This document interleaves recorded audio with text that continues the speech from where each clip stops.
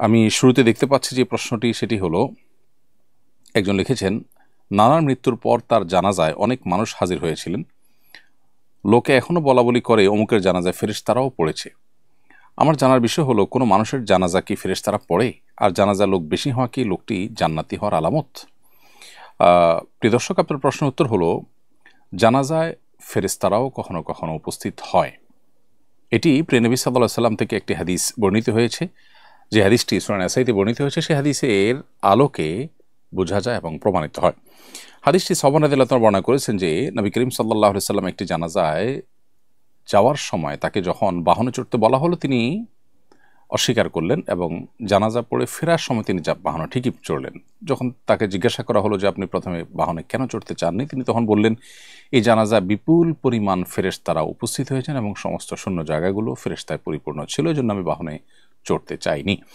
এ হাদিস থেকে পরিষ্কারভাবে বোঝা গেল যে জানাজায় ফেরেশতা উপস্থিত হতে পারে। মানুষের জানাজায় ফেরেশতা উপস্থিত হওয়াটা এটি অস্বাভাবিক কোনো বিষয় নয়। তবে প্রত্যেক মুসলমানের জানাজাতেই যে ফেরেশতারা উপস্থিত হয় এমনটি কিন্তু হাদিস থেকে বোঝা যায় না। এখান থেকে একটি বিশেষ ঘটনায় বোঝা যায়। অতএব বিশেষ কোনো ব্যক্তির ক্ষেত্রে তার মর্যাদা, আল্লাহর কাছে তার সম্মানের খাতিরে ফেরেশতারা তার জানাজায় শামিল হতে পারেন। সেই সাথে আরেকটি বিষয় এখানে উল্লেখ করার মতো, সেটি হলো নবী করিম সাল্লাল্লাহু আলাইহি ওয়াসাল্লাম যে বাহনে চড়েননি, অথচ সাধারণ মানুষ তো অনেকে হয়তো বাহনে এসেছেন, তাহলে তাদের কি হবে? উত্তর হলো যে নবী করিম সাল্লাল্লাহু আলাইহি ওয়াসাল্লাম যেখানে তাকে আল্লাহ তাআলা ওহীর মাধ্যমে জানিয়েছেন বা তিনি তার সামনে আল্লাহ তাআলা বিষয়টাকে স্পষ্ট করেছেন, তিনি দেখতে পেয়েছেন, সেই জন্য তিনি বাহনে চড়েননি। অন্যদের বেলায় যেহেতু এটি প্রযোজ্য নয়, অতএব তাদের বাহনে চড়লে অসুবিধা তাদের জন্য ছিল না। আর এই হাদিসের আলোকে বোঝা গেল যে আপনার নানার জানাজায় বিপুল পরিমাণ মানুষ হলে সেখানে কিছু ফেরেশতাও থেকে থাকতে পারেন। ফেরেশতা জানাজা উপস্থিত হলে তার দুটি রূপ হতে পারে। একটি হলো, ফেরেশতাকে আল্লাহ রাব্বুল আলামিন জিনের মতো যে কোনো আকৃতি ধারণ করবার ক্ষমতা দিয়েছেন। ইসলামী আকীদা অনুযায়ী ফেরেশতারা যে কোনো আকৃতি ধারণ করতে পারেন, সেই হিসাবে তারা মানুষের আকৃতি ধারণ করে উপস্থিত হতে পারেন। আবার তারা বাতাসের সাথে মিশে যেতে পারেন, মানুষের চোখের আলোয় অদৃশ্য থাকতে পারেন জিনের মতো, যে তাদের উপস্থিতি মানুষ টের পাবে না। অতএব সেভাবেও তারা উপস্থিত হতে পারেন। দুইভাবেই উপস্থিত হওয়ার সম্ভাবনা রয়েছে। আপনার নানা জানাজায় বিপুল পরিমাণ যে মানুষ হয়েছে তা হতে পারে, তারা সবাই সাধারণ মানুষ, কাকতালীয়ভাবে এটা হতে পারে। আবার আল্লাহর কাছে প্রিয় বান্দা হওয়ার কারণে বা মানুষের কাছে প্রিয় হওয়ার কারণে বেশি মানুষ উপস্থিত হয়ে থাকতে পারেন। আবার এর মধ্যে কিছু লোক ফেরেশতা থাকলেও থাকতে পারেন। বাকি এর কোনোটিকে আসলে হলফ করে বলা কঠিন যে এখানে ফেরেশতারাই জানাজা পড়েছে, এমনটি নিশ্চিত করে বলা মুশকিল।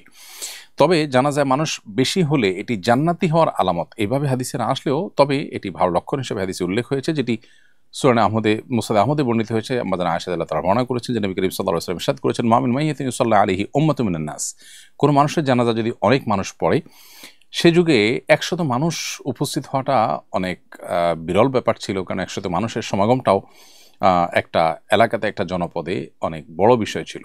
তো সেই ফিগারটা উল্লেখ করে আমাদের আয়েশা বর্ণিত হাদিসে নবী সাল্লাল্লাহু আলাইহি ওয়াসাল্লাম বলেছেন যে এরকম অনেক মানুষ উপস্থিত হয়ে, 100 মানুষ উপস্থিত হয়ে যদি তার জন্য সুপারিশ করে, তাদের সুপারিশ গ্রহণ করা হয়। তার মানে বেশি মানুষ মুসলমানদের জানাজাতে শামিল হলে কোনো ব্যক্তির, সেটি তার পক্ষে আল্লাহ তাআলার দরবারে যে সুপারিশ করা হয় সেটি কবুল হওয়ার লক্ষণ বা আলামত। এটি সৌভাগ্যবান মানুষের একটি চিহ্ন বলা যেতে পারে। তবে চিহ্ন বা আলামত দিয়েই সবসময় মানুষের চূড়ান্ত ফয়সালা করা যায় না, আমরা শুধুমাত্র সুধারণা করতে পারি।